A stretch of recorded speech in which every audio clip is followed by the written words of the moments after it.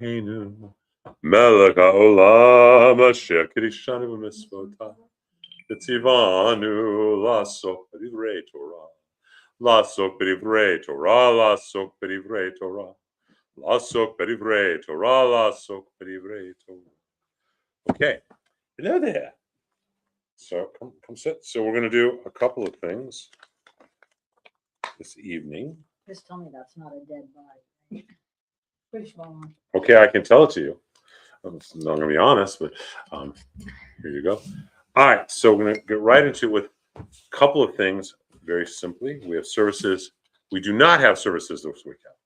Boss says we do not have services this weekend. I do what I'm told by Orlando. We do afterwards. So let's get right into it. Two things hidden in plain sight. Magen David. I don't think we've done this yet, have we? Good. Often translated as the Star of David, that is not what it means. Magen means shield. It's the shield of David. So what does it mean? Physically, it is what he wore on his shield. That's why it's on our flag, the six-pointed star. But let's take a minute and look at where that comes from and what it is. The book of Genesis says that God is blowing the nishmat chaim, the breath of life, into the human being. And then God takes the breath from us, and every moment is a moment of mouth-to-mouth resuscitation with God. That's what breathing is. You really know that if you go, have you ever gone scuba diving before? Yeah. So when you go scuba diving, you know breath is not as easy as we make it up here on the land. And it is a breath, it is a blessing. So where does it come from? And let's relate that to the nishmat, to the nishmat and the breath of life, and to the star, the shield of David. Okay. So first of all, there's something called triangular breathing. And it's also used during Shabbos. It's also part of the Shabbos. The triangle is a very powerful symbol in most cultures. The idea is that you are inhaling sometimes, exhale, and hold your breath with your lungs empty. This is a great meditative exercise. So you inhale to a count of 4, exhale to a count of 4,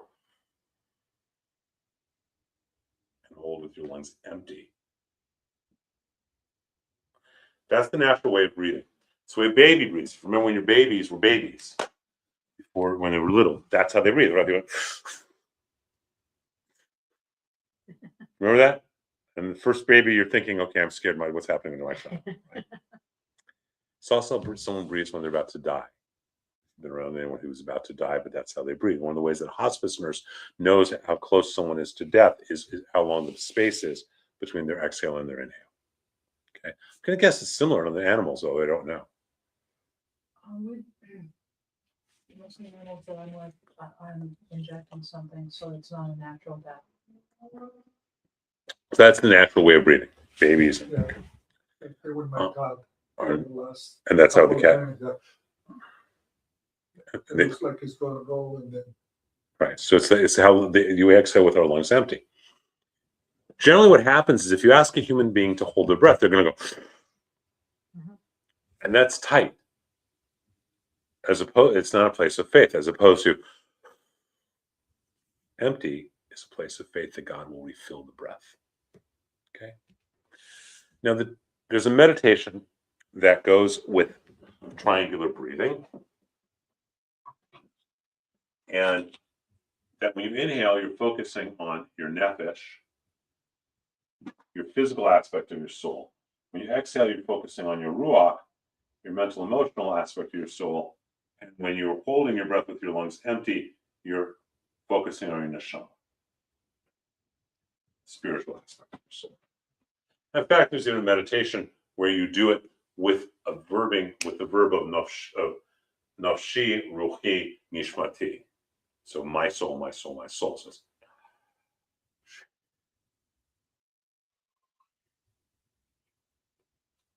okay. When we're doing 3 hands over the candles, 3 aspects of our soul. Okay, the nefesh, the ruach, and the neshama. And here's the thing to understand about it. Since we're never really breathing, God's blowing the breath of life into us. We're like a balloon. We're never really in him. God is exhaling the breath into us. Okay? We're not exhaling. God is taking the breath from us. And then when God is holding at the same time. Come with me on this? Mhm. When you are totally in sync, that your breath is God's breath, totally in that surrendering place of breathing, then you have God's triangle, and it's overlaying your triangle, which creates The Magen shield. David. The idea being that David was a singer, and so he understood that the shield, that breath is the key to understanding how God is our shield. Okay? Just a little piece of fun. Now you can use it for a good cocktail. What I want to spend more time on is, when was the last time any of you were in front of an open Torah for more than 5 minutes of a high holiday aliyah? A couple years. Couple years? We did it at Simchas Torah. But when did you just spend time with it yourself? It's been a while? Probably more about mitzvah. Okay, so we're going to take a look at the Torah. First of all, right now, if you can go down on it, Orlando, please. The Torah is in an ark. An ark does not need to be a wooden or metal container or glass container. An ark needs to be a covering and container that on all sides is pure for the Torah. So we have it below it and above it. Below it and above it, we have talasim wrapped on. Okay? Why don't we come on over here?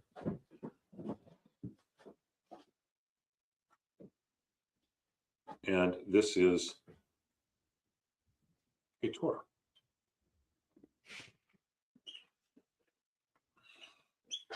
This covering was paid for by certain families or honoring certain families. It says the tree of life to those who hold fast to it. The covering is called the mantle. Someone please kind of just pull that off. This is the girdle or belt.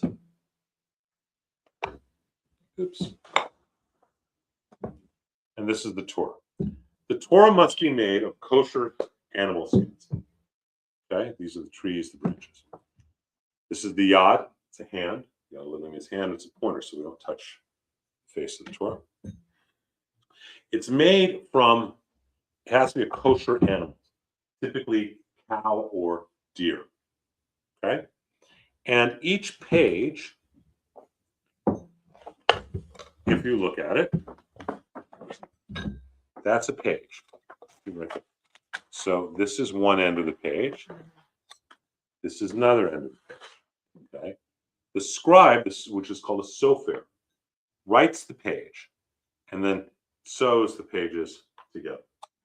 Okay. When we say that you need to burn the Torah if the scribe makes a mistake, you don't burn the whole Torah. You burn the page that he makes a mistake on. The Torah itself is the way that the Torah is made is you can feel on the side, on the back, or you can see the lines. Maybe you can get in real close on that. You can see that the lines are right there on the back, right there and there and there. You can see these lines. Scores the Torah. And then if you look carefully, the letters are not written on top of the line. They're hanging from the Torah, from the line. So, let me just borrow that man.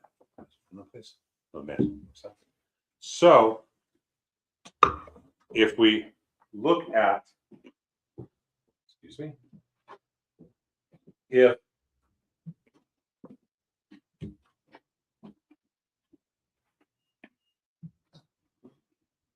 if he's scoring a line, here are the scored lines.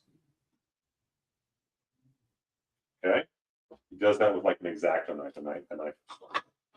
And then he has the letters, they're hanging from the line.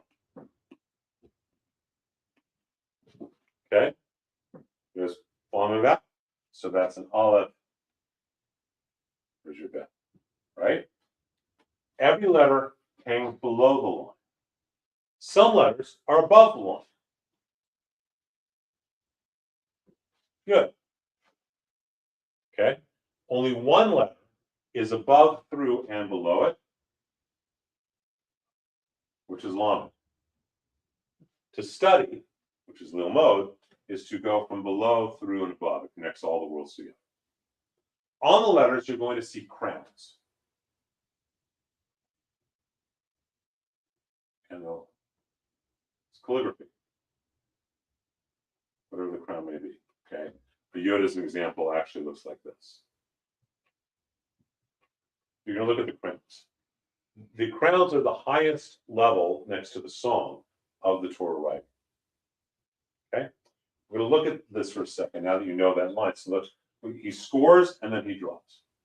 Now let's say he's going to writing Vaydaber Adonai el Moshe Bamidbar Sinai. So Vaydaber Adonai, then he would write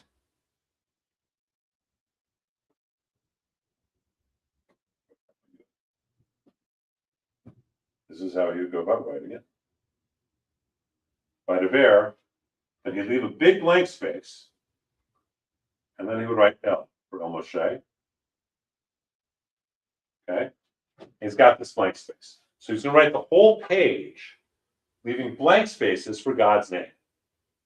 Then the scribe will go take a mikvah, ritual cleansing bath. He will not speak to anyone. He will come back in and write God's name.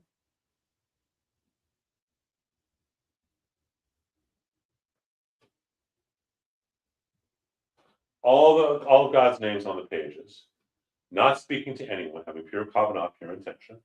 Then he will go back to the mikvah, bathe, and then he can talk to people again. Right? That's how intense this process is. That's why scribe is actually an ordained position.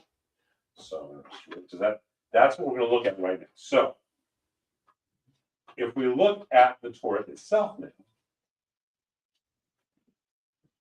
for how many of you is this new? That's probably. That's good then. Something new. So I can go home now? You can. Okay. You can go back. All right. So if we look at a page of Torah, right? He's scored it. He's let all the letters down. You can get in real close. That all the letters are hanging from those lines, right? If you look, they're not on top of the line. Like right here. Let's go right here. It's you can see that it's Lamed above. So let's look at this one. And it's right, there's the line it's hanging from it. Right there, there's the line. Right, a bear, it's hanging from it. Make sense? Okay. So he writes all of this Torah, keeping out God's name. Everywhere there's a Yud Kei Vav Kei, keeping it out of it. He's then, and you can look at the crowns. See these little crowns. Can you zoom in on that? So those little markings are crowns. You can see them all over, all the little things, all the way that they do things, all the little extra stuff. Comes back, writes all of God's name, goes and makes a mikvah, double checks it. There you go, ready for the next page. Sews it together, go to the next page. A lot of Wait, sews it page by page, not sews it. my understanding is he sews it page by page. You don't know. My understanding is he sews it page by page. I thought the pages came scored. The software scores each page. Scores separately. each page. I had no idea. That's interesting. I don't know how they come scored unless someone else did it for them. Yeah, he bought the sheets. So they may be. I don't- You may be right. They may do that now. Yeah. But traditionally, you have to score it. You don't have a machine doing it or anyone else doing it for you. So you may be right now that that's how they do it because they are perfect lines. But traditionally you don't have a machine doing it. Yeah, no machine. Yeah, the scribe takes a knife and zip, zip, zip, zip. Okay.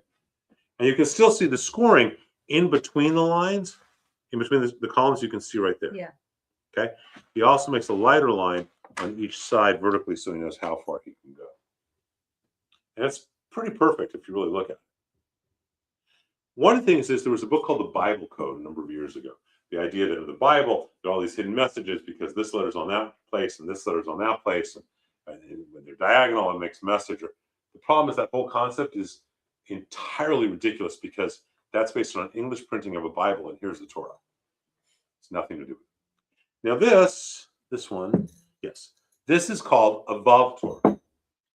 So there are two types of Torahs. One is just a Torah that is not a Vav Torah. One is a Vav Torah. A Vav Torah is, if you look at every single column, there's a Vav at the beginning of the page, of the column. The idea is Vav means and, it's a conjunction. So it is connecting. The idea is that even more so, it's always connected. Every line will be a Vav. Not every line, but every the top of every. It's called a Vav Torah. Because Ve is and. So what? Because Ve is and. That means and, the conjunction. So the idea of this style of Torah is that that this is really all one connection. Aren't all of them supposed to be the same? I mean, like, because if I get the Tanakh right and I'm going to practice for reading the Torah, they're not all the same? They're close enough, but they're not all. They're not all Vav Torahs. Although most people, I think now, mostly make them, but no, they're not. We have a Torah that's Vav Torah. I think the long white one is not that big, tall white one. But even every Vav Torah is not the same. Nothing is the same. It's not my hand. We have a Torah that, which letter is it? It's either God's name or it's a letter. I think it's a letter. We never use it. That one of the letters is wrong. Oh. But it's wrong everywhere it's wrong. So it's clearly not wrong. It was the scribe's intention to make the letter that way. The Sephardic Torah. I brought it to my friend Rabbi Kraft, who's an Ashkenazi rabbi, Ashkenazi scribe, who said this is not a kosher Torah. You got to replace every page because everywhere this letter is, it's wrong. I remember the letter. But it's wrong everywhere. And it's like, well, obviously it's not wrong. It was his intention. It's just not your custom. How do you feel about female scribes? Let's talk about that in a moment. I feel badly about them. Okay. I don't think they're appropriate, and I'll tell you why. Okay. And we'll do what's open. So the reason I don't feel good about female scribes, you're still focusing on that, right? So the reason I don't feel good about female scribes is that I don't personally care as long as she's not menstruating. Mm-hmm. I personally don't care. However, a Torah gets passed from community to community to community. And for many communities, it's not a kosher scroll if it was made by a woman. Now, whether you agree with that or disagree with that is inconsequential. Right. It's reality.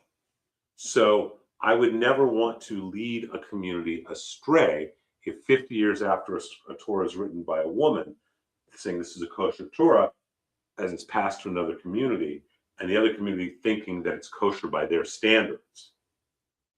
But it's not. Does that make sense? It'd be misleading. That's why. I don't have a problem with it, but that's the problem with it. It's not, I don't have a personal problem, but I have a problem for future generations. Does that make Fair sense? enough. I mean, it was an opinion question. Yeah, no, it's that's why I feel that way. I don't really care if it's a man or a woman, if they're taking the mikvah, they're doing anything they need to do. I could care less. However, because I recognize that it's not accepted in so many places, and I recognize that Torahs last, God willing, for many generations, I would not want that Torah. It's the same way as the Torah that was given to us, that's the Sephardic Torah. Mm-hmm. It's kosher in my mind. Because the scribe clearly had the intention to do it this way. This was not a mistake. This was conscious. Mm-hmm. But I recognize that other people will say it's not kosher. And I would rather err on the side of making everybody comfortable. And thank God we have enough Torahs. We can do that. So does that help a little bit? So this is a Torah. Now, when you take a Torah, so if you could give me a hand here, if you would put one of these on me, please. One of you could do this. And actually, no, can you do while you're filming or no? What? We're going to turn the Torah a little bit. Which way? Well, let's go this way. What are we doing with this? We're going to turn it. As it rotates? No. Turn it over. We're gonna be. Oh, He's we're gonna gonna find roll the it. place. Yeah, we're gonna roll. Go ahead. Okay. Hang So let him get his Which on. way we rolling? We rolling? The other way. Oh, you pull. Okay. So now we're gonna pause at certain places.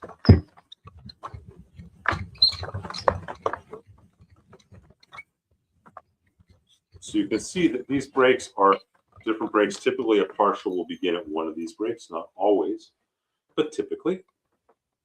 Let's keep going.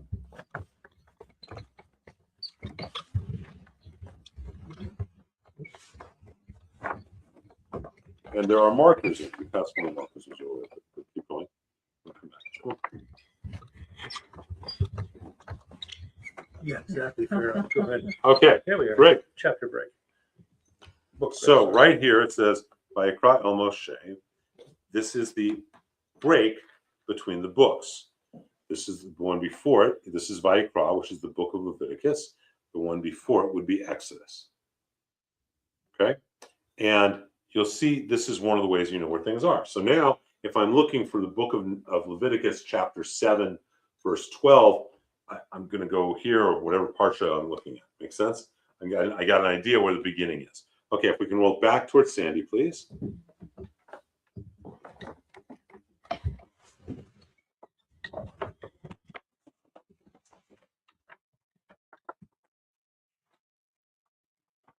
All looks very similar, doesn't it? Until, hold on. Not yet. Keep going.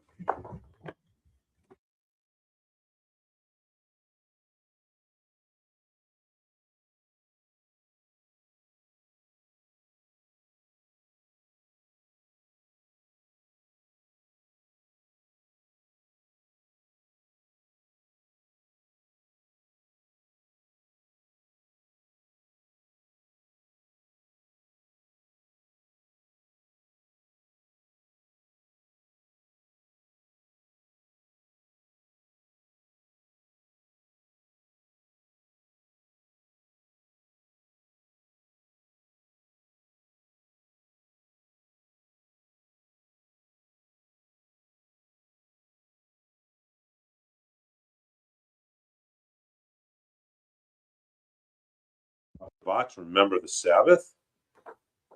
Nochi Adonai Elohecha, I am the Lord your God, Asher Hotzetecha me'eretz Mitzrayim, who brought you out of the land of Egypt, Mibeit Avadim, from the house of slavery. So it starts in here and it goes down here, and then here over here you have the song and sea. So there are little markers like that throughout the Torah, so you can find it. Language looks a little bit different. Now, the parchment has different colors. It's natural animal, so it's going to have different colors. Does that mean that the Torah is not kosher? Okay, so we'll wrap it up for just a second and ask some other questions about the Torah. Girdle first. Oh, you're putting it away.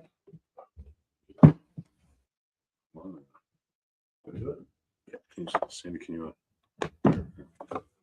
be kind enough to one of you guys, Karen, Sandy, somebody, please No, just. I heard it got it. It doesn't matter. We have the farthest person. Keep going. Okay, please put the mantle on it.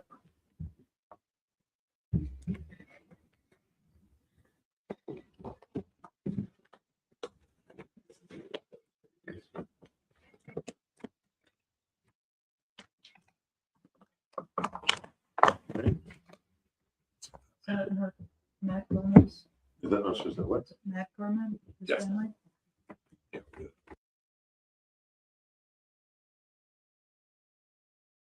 Way.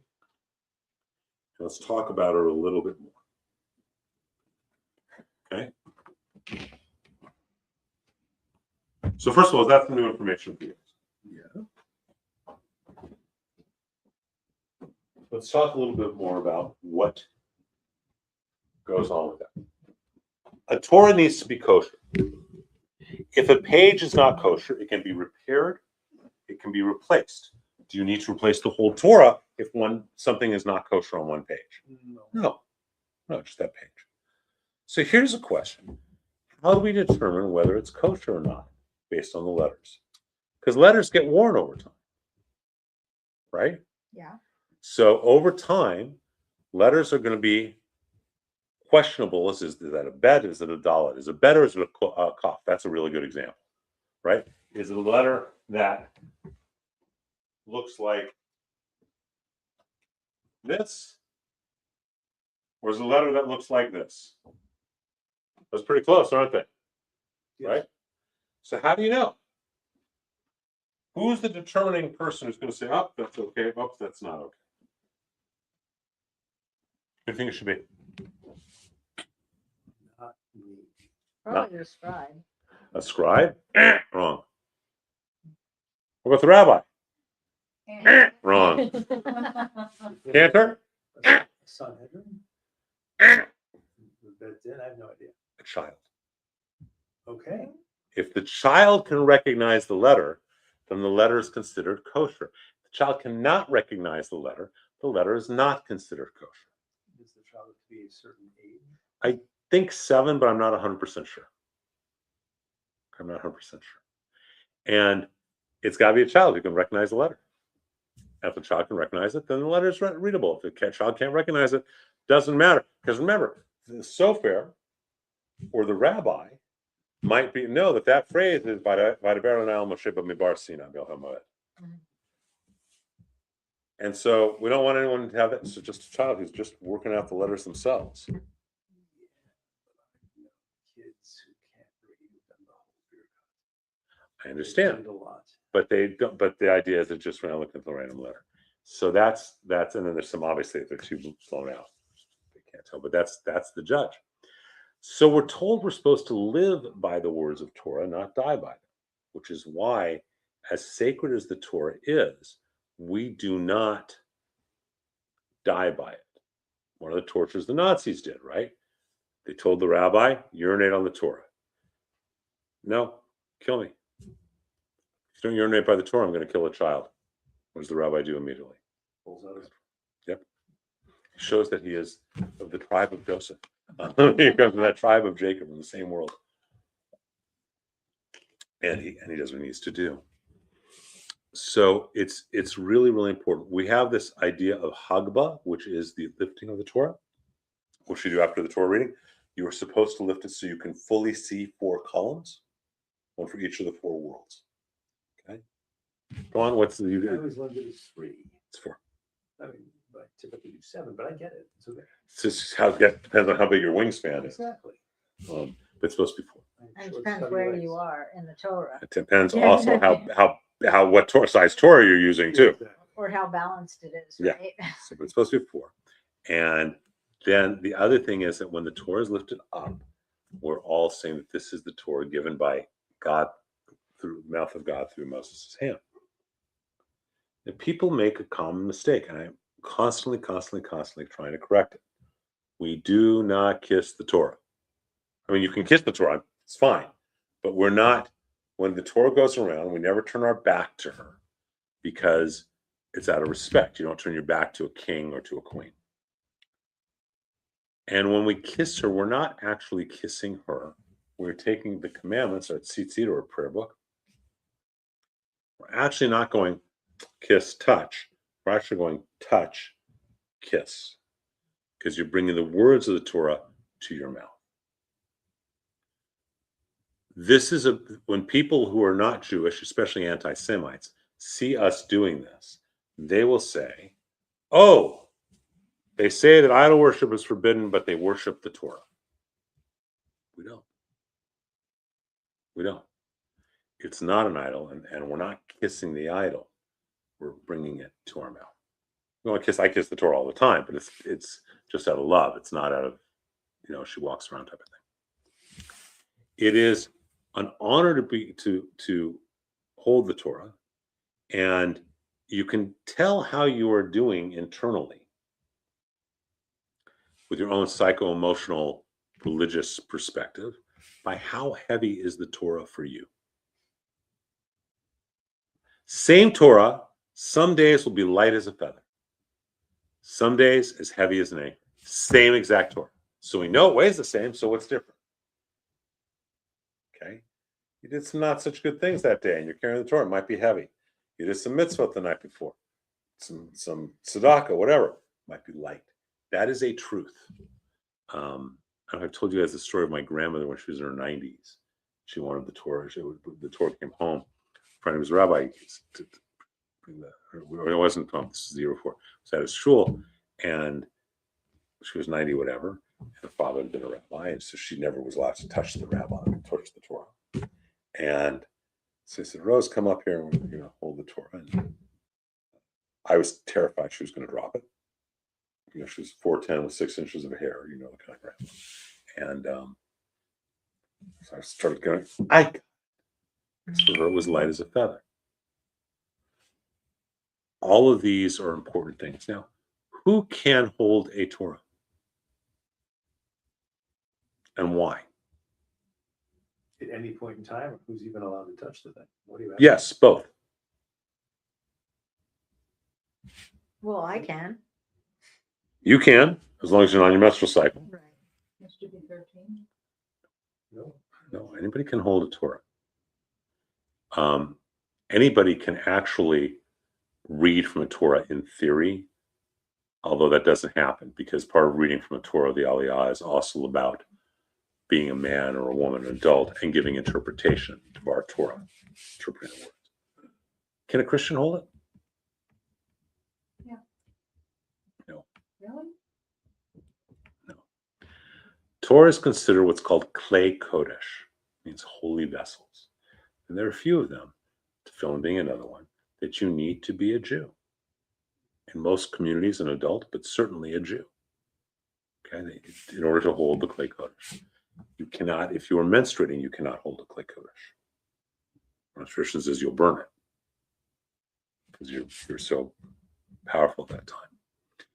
And as an aside story, I had a friend who led a weekly sweat lodge in Malibu, and a woman went to the lodge, and you can't be menstruating in a sweat lodge, in a Nipi ceremony.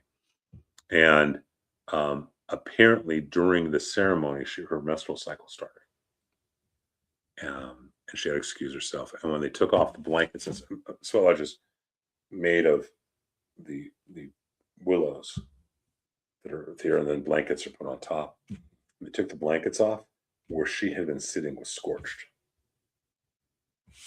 Our tradition is that a woman on her menstrual cycle is it's too much danger. It's too dangerous in terms of alchemy for her to hold Klei Kodesh. You're smirking like you don't buy that's why. No. You know what? I mean, whatever the tradition is, I would say that people don't ask. You know what? It's I mean, been bastardized. Yeah, and I mean, now you have bat mitzvahs, right? And I'm telling you, at 13, girls are menstruating. And they plan it a year in advance, and you're not going to go, oh, whoops. And that's, you can't have your bat mitzvah. And you are 100% right. And yet the idea is that if she's menstruating, she can't do it. And one of the reasons that some of these Orthodox communities don't allow a bat mitzvah. My problem with that is there's a specific discussion in the Talmud, the Yerushalmi Talmud, about what a woman can and cannot wear when she's reading the Torah publicly. Now, this is 2,000 years ago. If they're having a discussion about what she can wear and not wear, what were women doing at the time? They were publicly reading Torah. Otherwise, they wouldn't have the discussion. Why have a discussion? They're not so stupid as to think that, okay, we're going to have a discussion why men need, feminine products. That would be stupid. Our sages were smart enough, because I was smart enough. So if they're having a discussion, it's because it was important. Why was it important? Because the idea was a woman cannot wear a loose-fitting dress, because if she does, and there's nothing underneath, and she's hanging over here reading the Torah, not a guy in the room is going to be paying attention to the Torah. They're going to be paying attention to her nip slip or whatever it's called, right? Not you, I know, because you're so holy, but most men. That's that. But that's why there's a discussion. So obviously, women are allowed to do Torah publicly. That's ludicrous that they can't. And you are right. A young woman who's turning 13, and this is probably why when they first started doing bat mitzvah, she wasn't 13. She was 12. She was 12. And I don't know I don't have daughters, thank God, because if these guys have me wrapped around their fingers, I can't imagine what girls would do. I don't know that 12-year-old girls, most of them, I don't think have had their period yet, right? It's starting earlier and earlier. So yeah, I think back in those days, it was probably more 15 and 16. It's yeah. So I think when they started doing bat mitzvahs, in the 70s. Now you'll find a lot of girls that are menstruating. Yeah, that seems early though. Is that just because of diet or because of Yes, hormones. hormones? Yeah. Um, Yeah. The hormones that they give the cows, Yeah, that Susan cow, feeds, I think chicken. specifically. Oh, and the chickens too.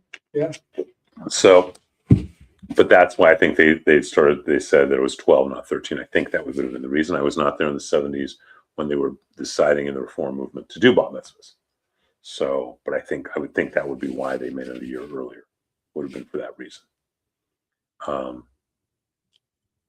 We do what we do, and different communities do different things. But there's no reason a woman cannot read Torah publicly. Is the point? It's ludicrous to say that she can't because there's that discussion. And some of the Orthodox communities, they'll let a woman read Torah in a group of women only. That in most communities they'll let that happen. I do not know. We'll find out this summer, God willing. I don't know what they do at the wall on the women's side. Have either of you been to it? You haven't been I in a long have time.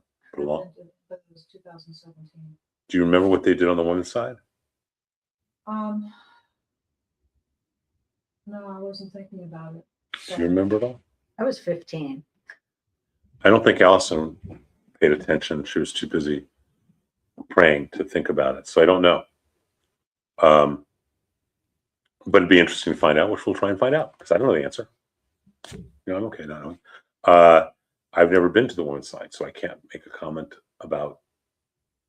And I- Not likely to be. You have to get a spy. You have to shave for one thing. Well, Be a dead ringer. yeah, I don't think they're buying that he identifies as a. Someone was telling me today about at a temple, a man with kids decided that he was a woman, and the temple gave him the Man of the Year award for his courage. Well, no. The irony of he's the Man of the Year because that's how they're calling it because he's a man who identified as a woman. It's just too bizarre to me. I don't know what I don't know what they do. So I do know most of the places you go that are sacred sites, there's a split between the men and women. That I do know. I do know, God willing, when we're there, you and I will go into the mikvah at Hebron. Two of you. I don't know if there's a women's mikvah or not. I have no idea. Probably not. We're not going. You just said At the wall. at Hebron. I don't know if my daughter went there or not. There's a mikvah there. That's called the Schwartzy mikvah. It's an ancient mikvah that was rebuilt after Schwartzy died by some of his students. It's called the Schwartzy mikvah in Hebron. So these are all part and parcel of the Torah. Now, when you carry the Torah, you're to carry her on your right shoulder, coming down like this, like a baby. That's how you hold her.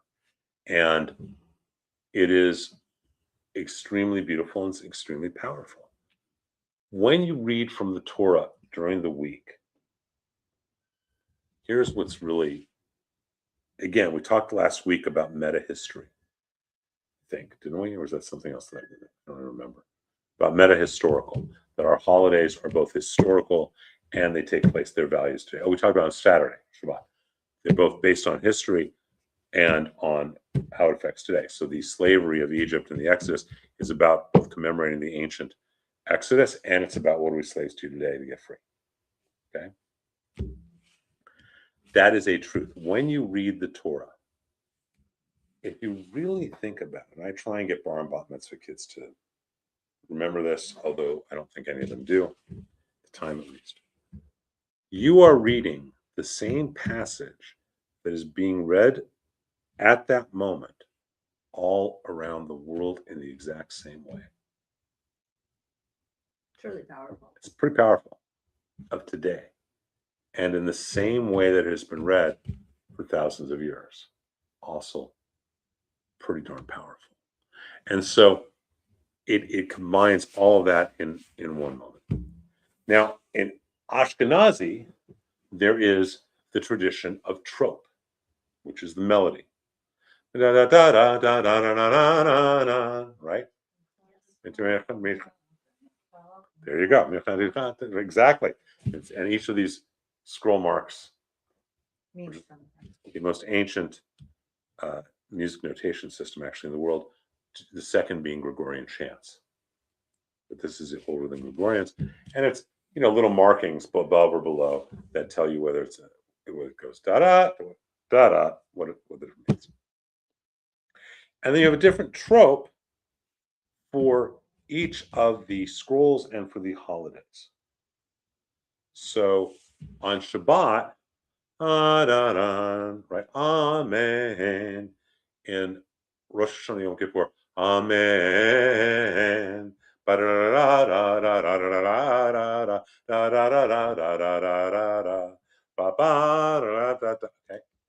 Each of the scrolls of Megillot have their own melody. Why?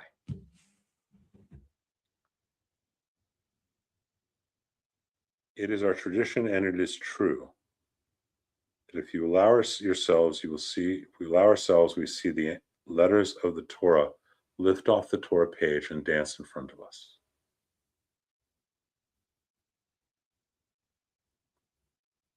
And it is awesome and awe-inspiring. And they dance differently depending on the time of year and depending on the holiday. And the trope is the melody that they dance to. Does that make sense? It's a different feel. I had to learn all the tropes at one point. I don't remember the trope of Megillas Esther as opposed to Shir Shirim. I honestly don't remember them. I have a notebook with all of my Mirchat Tzipcha, all of my cantorial stuff, but I don't chant Torah because I actually believe in the tradition that you should translate every few words because we're not an Israeli congregation. And the traditional Talmud says, some say 3, some say 7, but you should be translating as you go around. So when you listen to me read Torah, when high holidays, David chants in the high holiday trope. I read and translate as I'm going. Okay, it's choice. So in the Ashkenazi world, we have this trope, and the melody is for the dance. The Sephardic world, they do not have the same trope. Have you been to a Sephardic bar mitzvah? I mean, a real traditional one that doesn't do trope? Don't. Okay. So many Sephardic temples today do Ashkenazi trope. Okay. But the Sephardi and specifically Mizrahi, what they do is, if you go to a Persian temple, you hear this all the time. The gabbai is sitting next to him, okay, standing next to him, and he starts chanting. When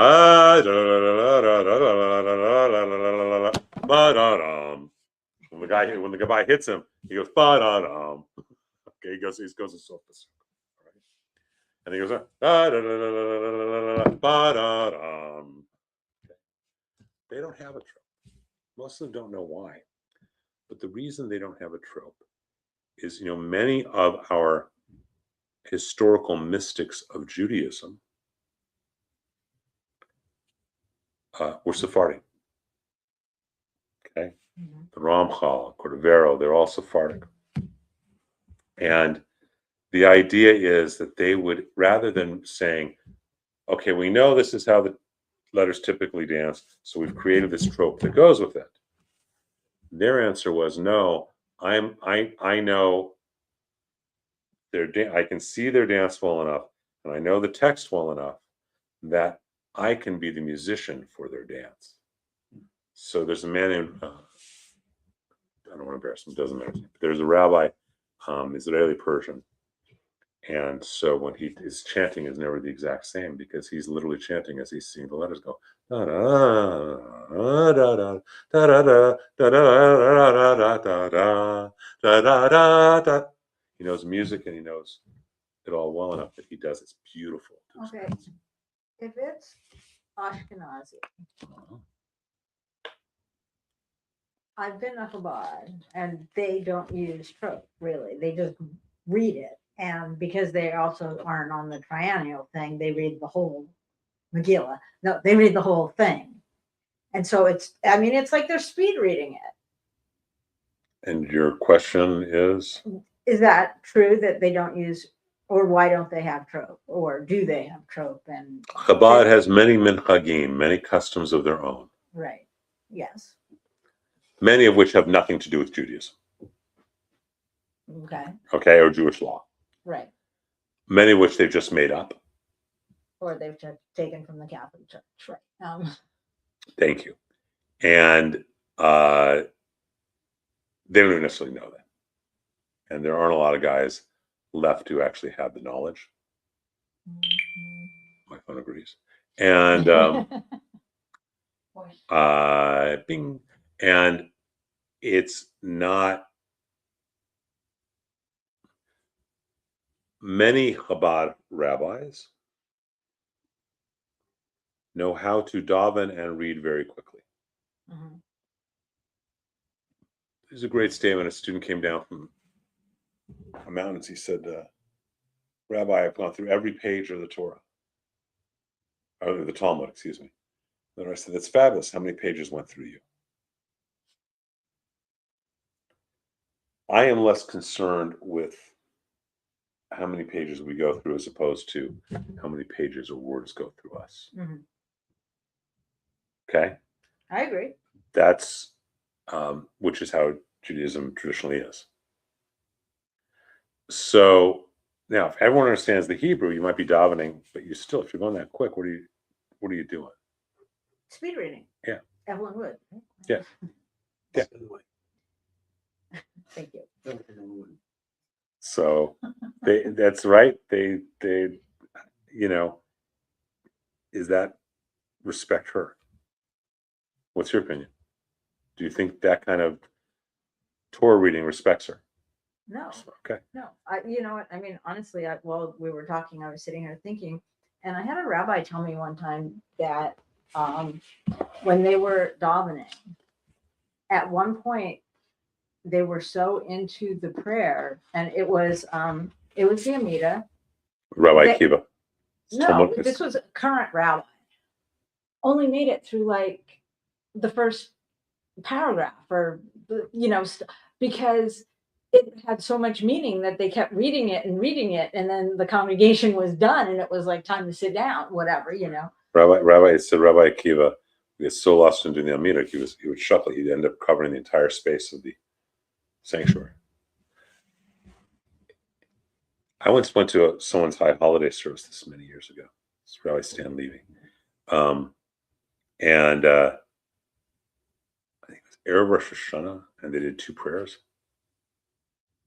They did the Baruch Hu and the Shema. That was their that was the Erev Rosh Hashanah service. I loved it on a certain level. I don't know if I'd love it for Rosh Hashanah, but I loved it. I mean, you were really getting lost in the Shema and seeing what it means and the Baruch Hu, and really, we've made the decision. I've made the decision. People seem to like it. That rather than bringing the Torah out on Saturdays, and just running through it, spending 40 to 45 minutes on Torah and Haftorah, and then, okay, now what? You call people for the Aliyah, and that's all nice and good, but no one has any idea what was actually said. Even if I translated a word, there's not a lot of meaning. And people seem to like the fact that our custom has become to, when it's time for the Torah service, to have pulled out Xeroxes.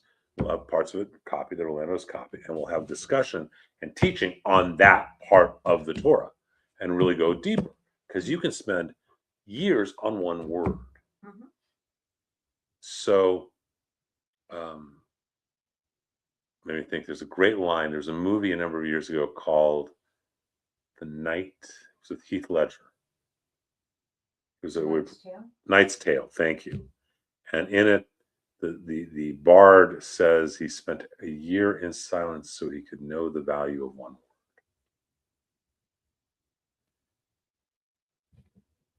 Do we let the Torah go through us? And the answer is, for most people, no. Most Jews don't. I was with some people earlier today, and they're talking about a bat mitzvah in another synagogue. And I have another synagogue. One of my pieces, one of my takes on it is, I know that for that rabbi, it's not about letting the Torah go through himself. It's about, let me get through this, through this, through this. I need to get this point, at this point, this point, this point, so I can get paid. Whatever it may be. Okay. And it's not about how do we explore and let the Torah open ourselves up to God, which is what it's supposed to be.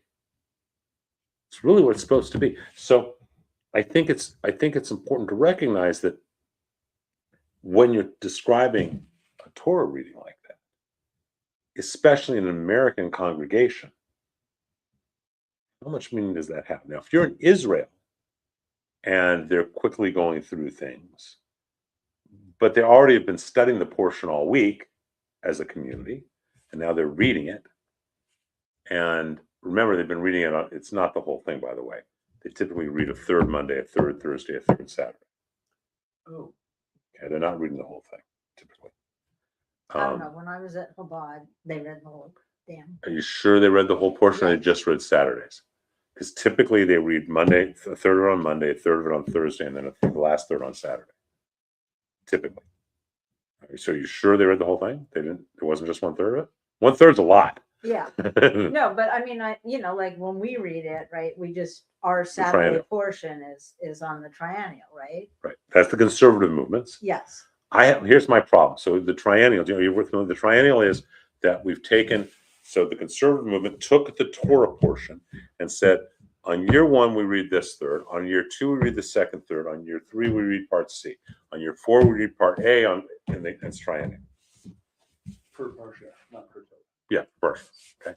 My problem with that is that means, as an example, 2 out of 3 years, when you read the Torah portion about the last 3 plagues, you don't read the Torah portion about the last 3 plagues. It's at the very beginning of the parsha, which means if you're doing triennial, 2 out of 3 years, you're reading parts B and C. You're not reading part A, which is where the plagues are, the last 3 plagues. So why am I? And yes, there's a lot of value in these other things, but that's really a highlight. If people aren't coming really studying it, so I've always had problems with triennial. Plus, it's a confusing calendar. You have to get a calendar that tells you what you're reading in the triennial. Our classic way is a third Monday, a third Thursday, a third Saturday. Mhm. That's the classic of what we've done for a very long time. I don't know. I'm not aware of congregations that actually read the entire portion on Saturday. But that would be way too fast a speed reading. That would be intense. It did take some time, and it was not speed reading. We have friends who go, and we went to their son's bar mitzvah, and dad read the first Aliyah. The whole thing, 3 columns. He was- 3 full columns. 3 full columns. He was sweating at the end. Yeah, that's kind of ridiculous. Politely speaking, yes, but I was not a member there, so I kept my mouth shut. And you weren't sitting next to me either, so. So the whole, if you were on it, That's not customarily what we do, though. if you're doing it annually, how many aliyot would there be if you did one? for- So there's a different number of aliyot depending on the day of the week and the season and the holiday. And that's what a chazan is supposed to know. There's 3 in the afternoon. Then there's 5 on some, I forget which days. There's 6 plus maftir, the extra one on other days. As many as 7 plus maftir.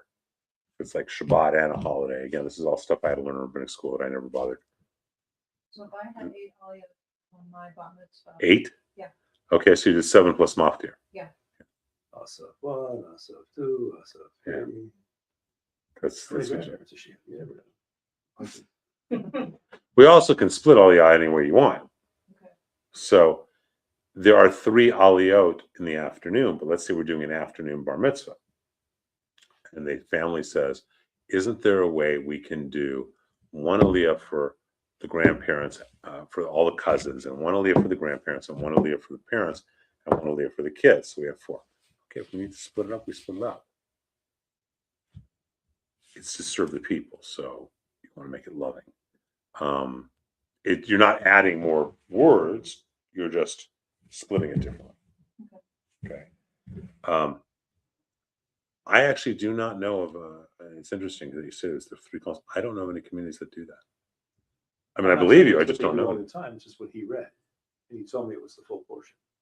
But I didn't double check it. Well, that's not the full, No, If- he read only the first Aliyah. right, and they were doing He the said full their portion. congregation does the full portion. It's very possible. Typically, it may be a community where the rabbi said, I don't get anybody on Monday or Thursday, but I get people on Saturday, so we're going to do the whole thing. I mean, that's a possibility too. that we need to read the whole thing. So we're going to, because we don't do triennial, so we're going to read the whole thing on Saturday, no matter what. That all seems kind of ridiculous. See, it's not ridiculous if everyone's fluent in Hebrew. Then it's just kind of silly, because how deep can you go? If everyone's not fluent in Hebrew, it really seems ridiculous to me. I mean, you must have been bored out of your minds. I was gone by one, so I was. Hope you brought your glasses and you realize that's a long time. The So son now has 2 kids, or 3 kids. I've lost track. 3 kids, so it's been a He, while. he lives in Israel too. Now. okay, so but typically we do for the communities that do the entire portion of the week, Monday 3rd, Thursday 3rd, Saturday 3rd. The bottom line is to have the Torah go through us. That's really the bottom line. I'm personally opposed to anything that takes the Torah away from being accessible to people. Okay, it should be accessible. Now, I don't agree.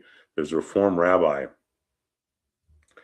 and I totally disagree with this Reform rabbi, but part of it's because they can't read Hebrew very well. Who will get up and will sing,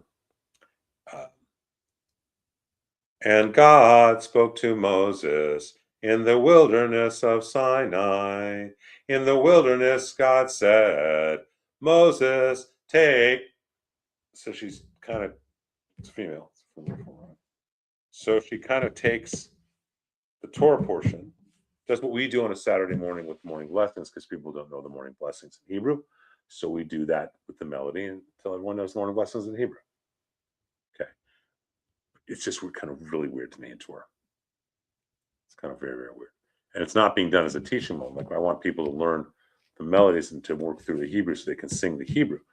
This is just how this person reads Torah, because they don't know Hebrew.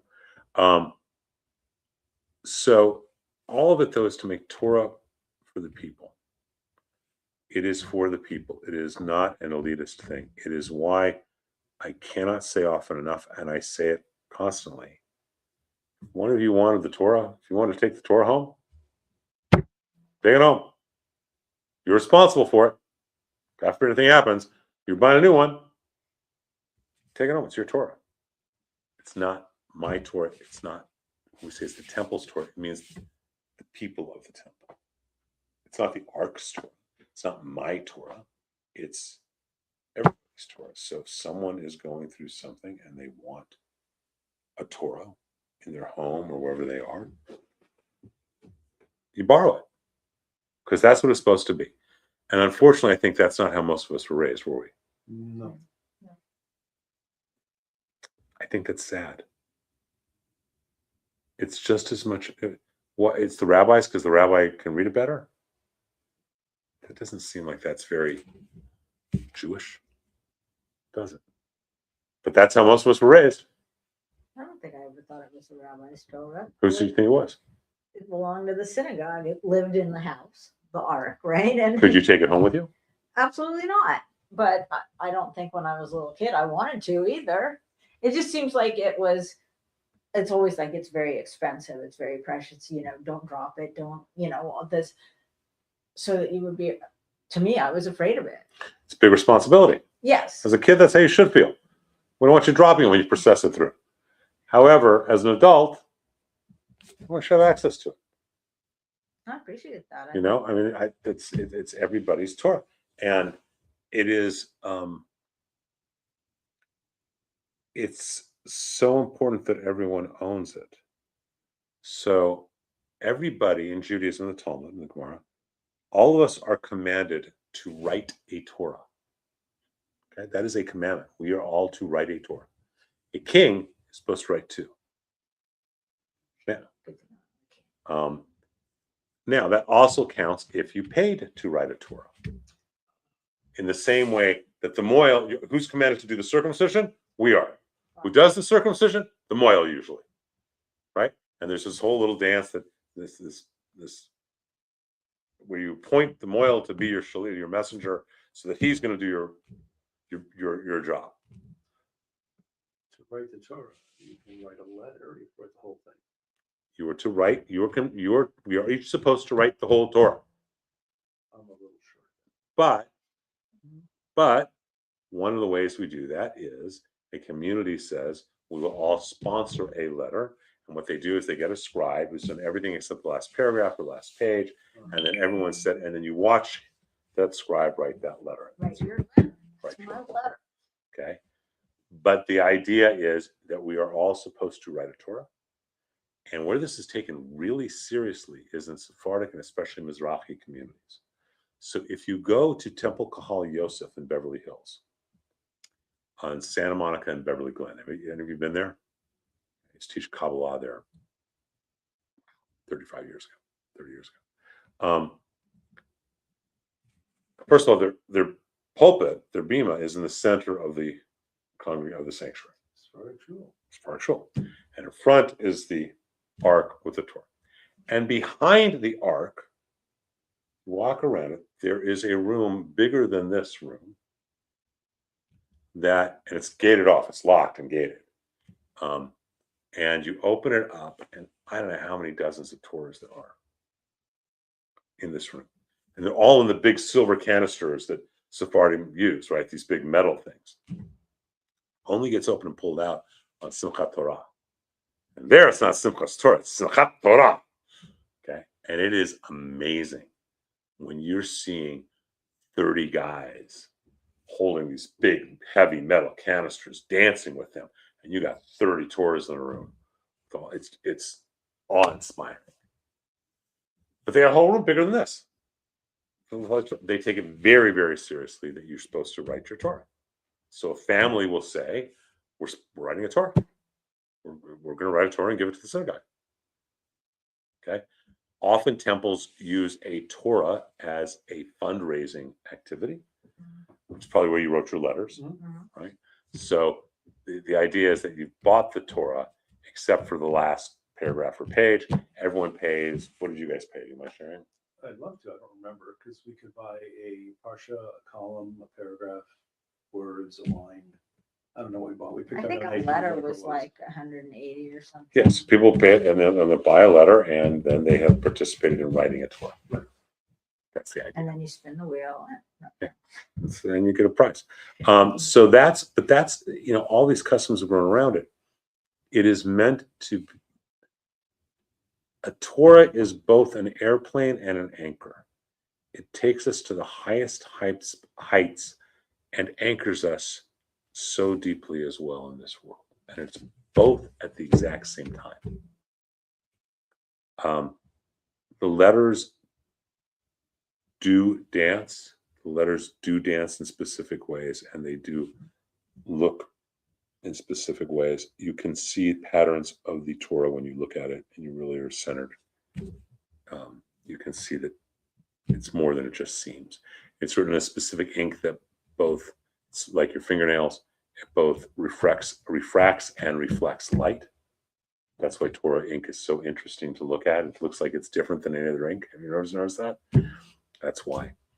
And it is a tree of life to those who hold fast to her. One of my favorite quotes I say all the time is from the Rambam, from Maimonides. If you see words of hate or anger in the Torah, it is you, it is not her. There are no words like that in the Torah. And I use the example constantly. It's translated as God is angry, but the Hebrew actually says God's nostril flared. And your nostrils flare not just when you're angry, but when you're passionate. And it's about God's passion, not about anger. Because there is no anger in the Torah. Any more than, God forbid, a parent is actually angry at a child when they chastise them. When God chastises us, it's not anger, it's sadness, it's passion. So, any questions about the Torah? Yes, no? Gazillions, but I'm good for tonight. No other ones for tonight? I have it. Okay. So I'm gonna start tonight. Well, so what do you do when you drop a Torah? When a Torah is dropped, God forbid. Pick it up. That's the first thing to do. That's a good answer. The first thing, pick it up.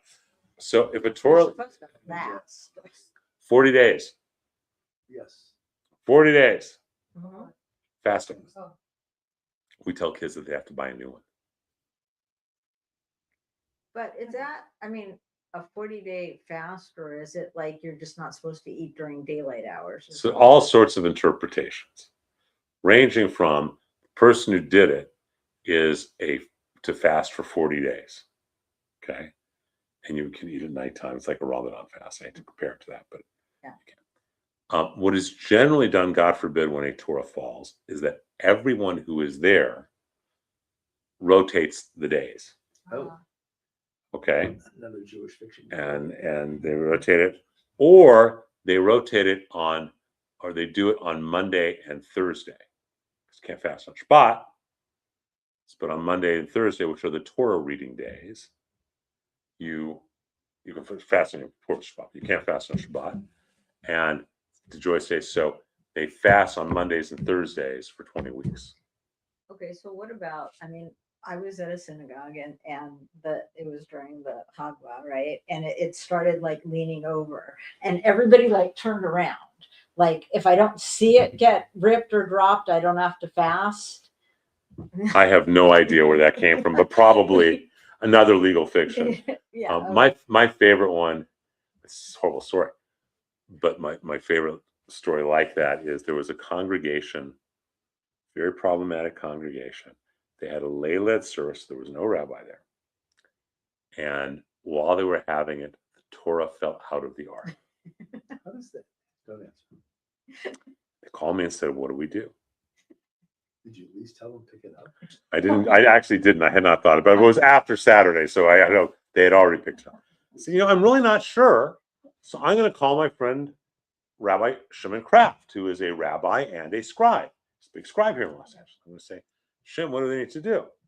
I said, well, I'll do a 40-day fast. I said, yeah, I got that, but I don't know how to interpret this, that it jumped out of the ark. Now, this is a really problematic congregation, okay? Now, for multiple rabbis in very few years, that's what was a lay-led service.